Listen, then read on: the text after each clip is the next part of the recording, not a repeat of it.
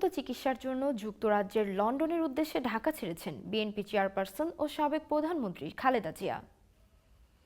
তাকে বিদায় জানাতে গুলশান থেকে বিমানবন্দর পর্যন্ত পথে পথে বিএনপির নেতাকর্মীদের ঢল নামে। হাজার হাজার নেতাকর্মী ব্যানার ফেস্টুন নিয়ে রাস্তার দুপাশে দাঁড়িয়ে বিভিন্ন স্লোগান দেন। হযরত শাহজালাল আন্তর্জাতিক বিমানবন্দর থেকে মঙ্গলবার রাত 11টা 46 মিনিটে কাতারের আমির শেখ তামিম বিন হামান আল থানির পাঠানো বিশেষ একটা অ্যাম্বুলেন্সে করে লন্ডনের উদ্দেশ্যে যাত্রা করেন খালেদা জিয়া। বিমানবন্দরে বিএনপির মহাসচিব মির্জা ফখরুল ইসলাম আলমগীর সহ জ্যেষ্ঠ নেতারা তাকে বিদায় জানান। খালেদা জিয়া বাসভবন থেকে রওনা হওয়ার পর সেখানে বিএনপির মহাসচিব মির্জা ফখরুল ইসলাম আলমগীর সাংবাদিকদের বলেন, ম্যাডাম দেশবাসী সহ সবার কাছে দোয়া চেয়েছেন।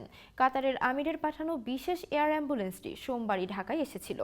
বিএনপির চেয়ারপারসনের উপদেষ্টা পরিষদের সদস্য এনামুল হক চৌধুরী বলেন, বিমানটিতে সর্বাধুনিক চিকিৎসা সুবিধার যন্ত্রপাতি, মেশিনারি ও ল্যাবরেটরি রয়েছে। 7.5 বছর পর লন্ডনে খালেদা জিয়ার সঙ্গে বড় ছেলে বিএনপির ভারপ্রাপ্ত চেয়ারম্যান তারেক রহমানের দেখা হবে। লন্ডনের হিথ্রো বিমানবন্দরে তাকে স্বাগত জানাবেন তারেক রহমান, পুত্রবধূ জুবাইদা রহমান ও নাতনি জায়মা জারনাজ রহমান। 3বারের সাবেক প্রধানমন্ত্রী খালেদা জিয়া দীর্ঘদিন থেকে liver cirrhosis, kidney, heart, diabetics, arthritis সহ নানা শারীরিক অসুস্থতায় ভুগছেন। 2018 সালে একটি দুর্নীতির মামলায় দণ্ডিত হয়ে কারাগারে যাওয়ার পর তার অসুস্থতা বাড়ে। এর মধ্যে কয়েকবার তিনি জীবন মৃত্যুর সন্ধিক্ষণেও পড়েন।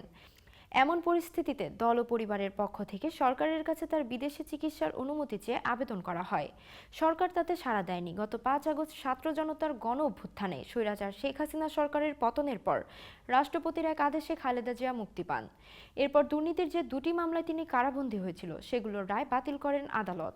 2023 সালের অক্টোবরে যুক্তরাষ্ট্র থেকে ঢাকায় আসা জনস হপকিন্স বিশ্ববিদ্যালয় হাসপাতালের 3 বিশেষজ্ঞ চিকিৎসকের তত্ত্বাবধানে খালেদা জিয়ার শরীরে রক্তনালীতে সফল অস্ত্রোপচার হয়। খালেদা জিয়ার চিকিৎসকেরা জানিয়েছে, লিভার সিরোসিসে আক্রান্ত খালেদা জিয়ার লিভার প্রতিস্থাপন খুব জরুরি হয়ে পড়েছে। ধারণা করা হচ্ছে লিভার প্রতিস্থাপনের পর পুরো চিকিৎসায় 2 মাসের মতো লেগে যেতে পারে। দলীয় সূত্রে জানা গেছে, চিকিৎসা শেষ হলে বিএনপির চেয়ারপারসন আবার লন্ডনে যাবেন। সেখান থেকে সৌদি আরবে পবিত্র ওমরা পালন করে তারপর দেশে ফিরতে পারেন।